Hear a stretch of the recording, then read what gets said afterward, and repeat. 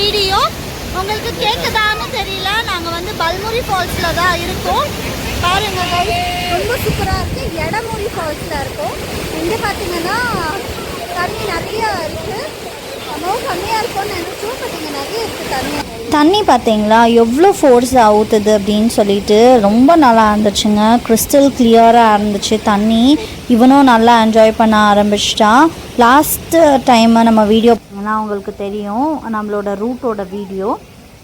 Balmuri falls and எடமுரி ஃபால்ஸுக்கு நம்ம பல்முரி ஃபால்ஸுக்கு போயிட்டு அதுக்கப்புறம் எடமுரிக்கு வந்தோம். இங்கே பார்த்தீங்கன்னா ரொம்பவே ஆளுங்க இல்லாமல் கொஞ்சம் நல்லா ப்ரைவசியாக இருந்துச்சு. நம்ம குளிக்கிறதுக்கு எல்லாமே செம்ம சூப்பருங்க. ரொம்ப சூப்பராக இருக்குங்க. இங்கே தண்ணி நம்ம இல்லைன்னு தான் நினச்சோம், ஆனால் நிறைய இருக்குது. பின்னாடி பார்த்தீங்கன்னா ஃபுல்லாக தண்ணியாக தான்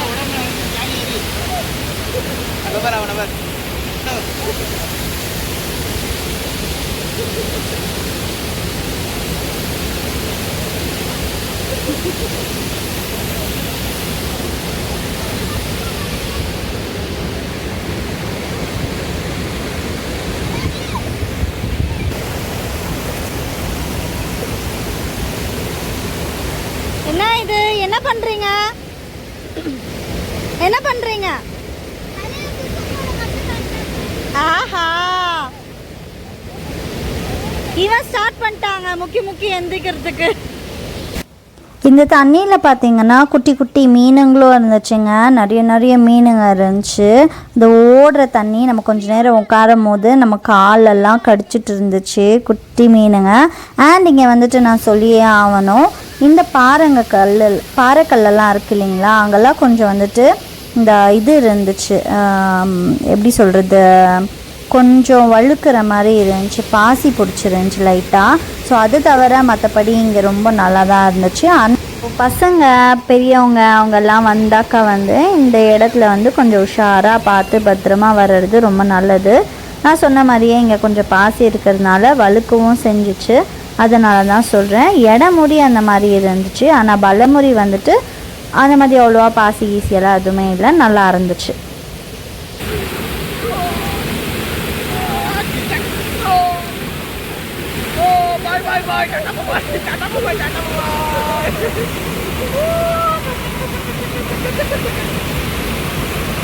ஹிமாலயன் வாட்டர் இல்லை, காவேரி வாட்டர் தான், பரவாயில்ல.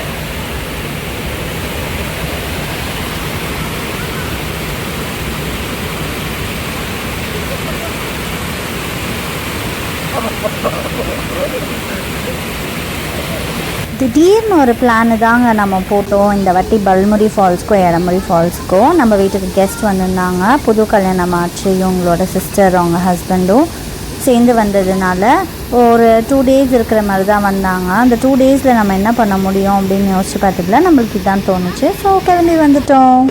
தண்ணியில் விளாடி பசி பயங்கரமாக வந்துடுச்சுங்க. அப்படி வந்ததுன்னா நம்ம ஷரத் வெஜ் அண்ட் நான்வெஜ் ரெஸ்டாரண்ட்டுக்கு. இங்கே நம்ம ஃப்ரெஷ்ஷான ஃபிஷ்ஷஸ் எல்லாம் இருந்துச்சு. நம்ம எந்த ஃபிஷ்ஷு கேட்குறோமோ அதை கொடுத்துருவாங்க. 2 வந்துட்டு 150 ரூபா அப்படின்னு சொல்லிட்டு. இங்கே பார்த்தீங்கன்னா ಕ್ರ್ಯಾಬೆல்லாம் இருந்துச்சு, ரொம்ப ಫ್ರೆಶ್ಶಾಗಿ ಹಂಗೆ ತೆಗೆದು ಹಂಗೆ ಫ್ರೈ ಮಾಡಿ ಹಂಗೆ ಪ್ರಿಪೇರ್ ಮಾಡೋದು. ಎಷ್ಟು ಜನ ಇದು ಪ್ಲೇಟು? 150 ಪ್ಲೇಟ್. நல்ல வெயிலும் இருந்துச்சுங்க. உள்ளே பார்த்தா நம்மளுக்கு ரெஸ்டாரண்ட் இப்படி தான் இருந்துச்சு. சரின்ட்டு போய் உட்காந்துட்டோம். நம்ம ஆர்டர் பண்ணது வந்துட்டு ரகுவும் அதுக்கப்புறம் பாம்ப்ரெட் அதுதான் சொன்னாங்க. எக் ஃப்ரைட் ரைஸ் ஆர்டர் பண்ணோம். அதுக்கப்புறமா சரி ஃபஸ்ட்டு 2 பிளேட் ஆர்டர் பண்ணலாம், அதுக்கப்புறம் தேவைன்னா சாப்பிட்டுக்கலாம் ஆர்டர் பண்ணின்னு தான் நினச்சோம். ஃபிஷ்ஷஸ் ரொம்பவே நீட்டாக க்ளீனாக சூப்பராக இருந்துச்சு டேஸ்ட்டு.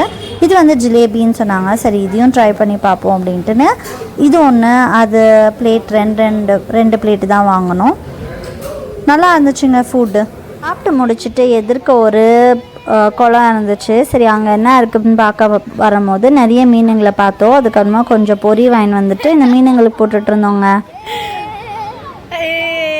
ஹாப்பி, நான் அண்ணாச்சி ஹாப்பிப்பா. எவ்வளோ இருக்கு பாருங்க.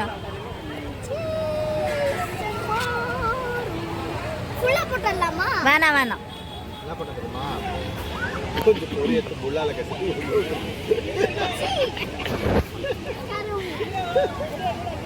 அது மசாஜ் பண்ணிட்டு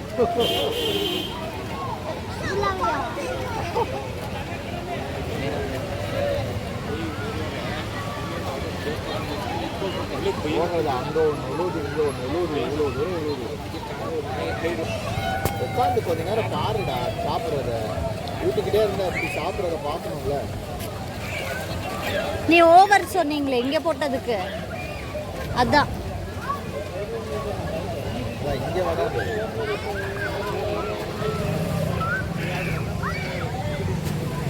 போடு செய்துமா, இது பொரி போடு.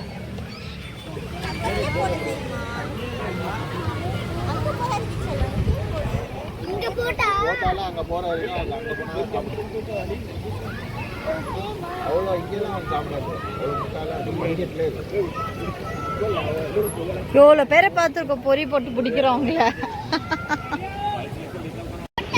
போடு போடு போடு.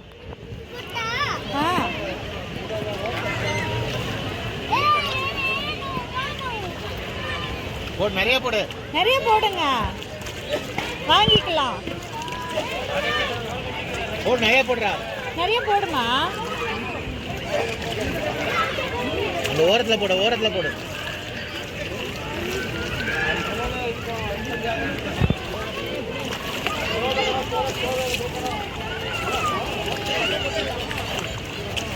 என்ன போட்டு போட விட்டுரு.